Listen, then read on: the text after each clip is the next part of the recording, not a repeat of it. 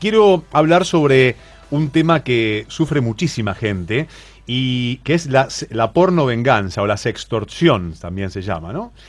Eh, y voy a hablar con alguien, y voy a hablar con alguien que lo ha sufrido en primera persona, que es la doctora Marina Benítez Demchenko, que es abogada y fue víctima del mal llamado porno venganza. Desde entonces, obviamente, lucha contra la violencia digital.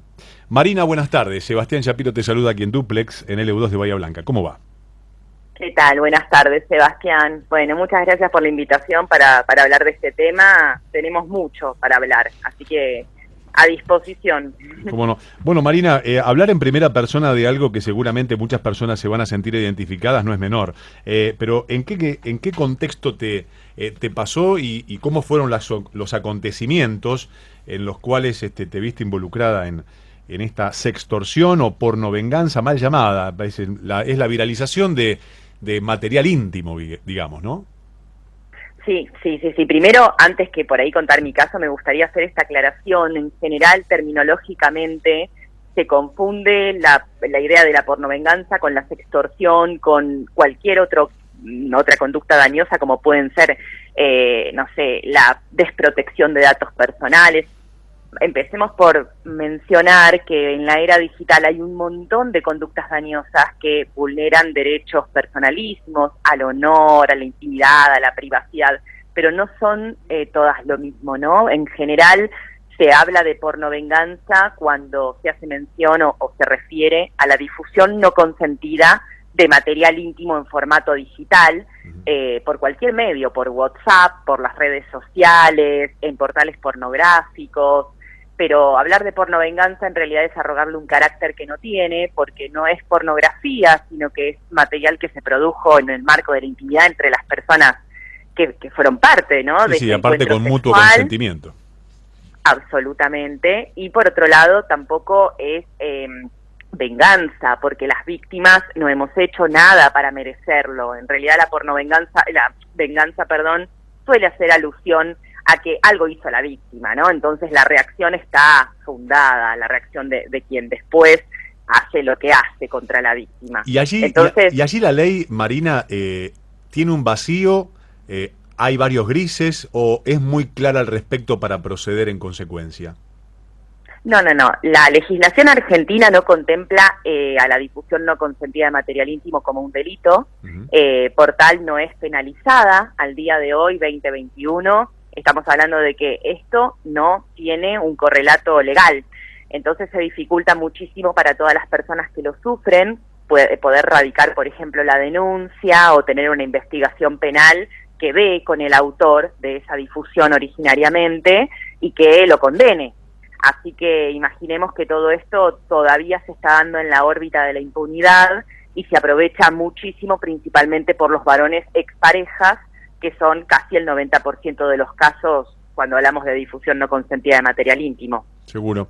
Y esto conlleva seguramente dentro de la persona, y en tu caso en primera persona, transitar esto en el medio de un montón de sensaciones. El dolor, la humillación, el continuar, el sobreponerse, la personalidad de cada uno hará que estas cualidades se reúnan rápidamente como para fortalecerse y continuar. Pero en tu caso, ¿cómo fue?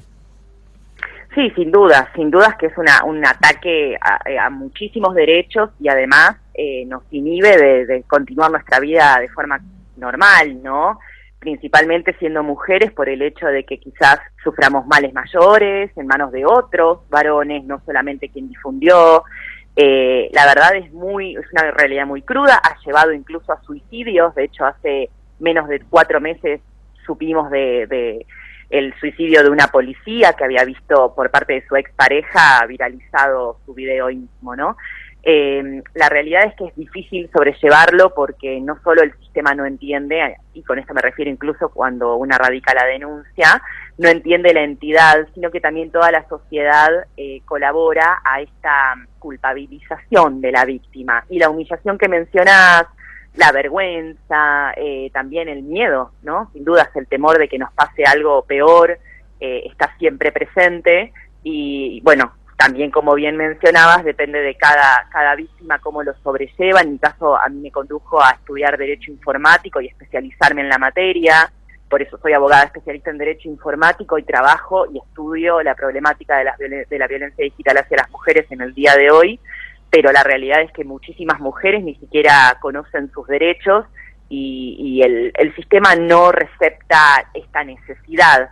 Así que es muy, muy difícil y es algo que es cotidiano, y que es lo peor de todo, ¿no? Esto es mucho más normal y lamentablemente normal y de lo que parece o de lo que se suele conocer. Uh-huh. Marina, y después de esto, ¿cómo se continúa? No solamente con el trato con aquella persona que te hizo lo que te hizo, sino con la vida de restablecer una pareja y contarlo y también afrontarlo como, no sé si como un aprendizaje, pero sí como una alerta en la vida.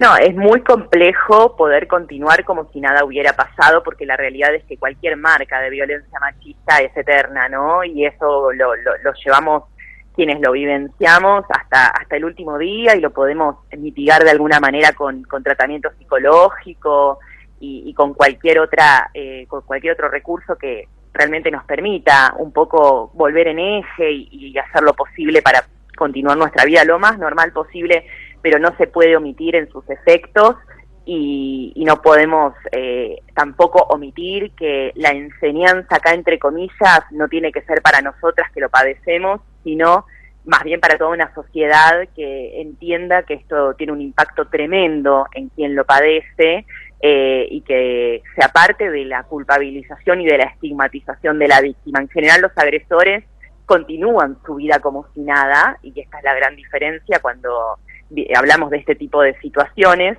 y nosotras somos las que tenemos que adecuar nuestra cotidianidad a que tenga el menor impacto posible en adelante. Pero también está muy presente esta idea de la huella digital y de la identidad digital marcadas de por vida, ¿no? En el momento en el que nos buscan en cualquier navegador con nuestro nombre, nuestro apellido, y es posible que ese material esté a disposición de cualquiera, ahora y en 15 años y en 40 años. Entonces, o sea que es muy difícil poder borrarlo. O sea, uno identifica dónde está ese material, se comunica con la empresa y eso es muy difícil de bajar. No, cuando está alojado en portales determinados no habría mayores dificultades en general para poder pedir el retiro del material. El problema es sabiendo que el material está en manos de cualquiera. Y esto lleva indefectiblemente a pensar que en cualquier momento puede volver a subirse. Es uno de las principales preocupaciones de quienes padecemos esta cuestión, de que en cualquier momento de nuestra vida el material pueda volver a estar circulando, y eso también nos obliga a tener una alerta constante, que es muy difícil de sobrellevar. Ahí está. ¿Algún punto de contacto y también de comunicación para aquellas personas que se sienten identificadas con lo que te ha pasado y quieren asesoramiento o simplemente la palabra de alguien que ya ha transitado ese camino? Sí, sin dudas. Está a disposición mi fundación, que es Activismo Feminista Digital. Nos encuentran en todas las redes, @femhack.org. Es Fundación Activismo Feminista Digital, nos pueden encontrar. Que sí, trabajamos desde 2016, particularmente desde 2012 estamos trabajando en la materia, pero con víctimas y asesorando jurídica y técnicamente. Estamos desde 2016 y bueno, también trabajamos para lograr una actualización de la legislación actual, una posibilidad de apertura legal, ¿no? Para que esto cambie, así que hemos presentado 2 proyectos de ley. Tenemos un trabajo muy profuso en Argentina y en Latinoamérica porque es una problemática además regional, así que nada, a disposición siempre y bueno, procurando también el cambio cultural, ¿no?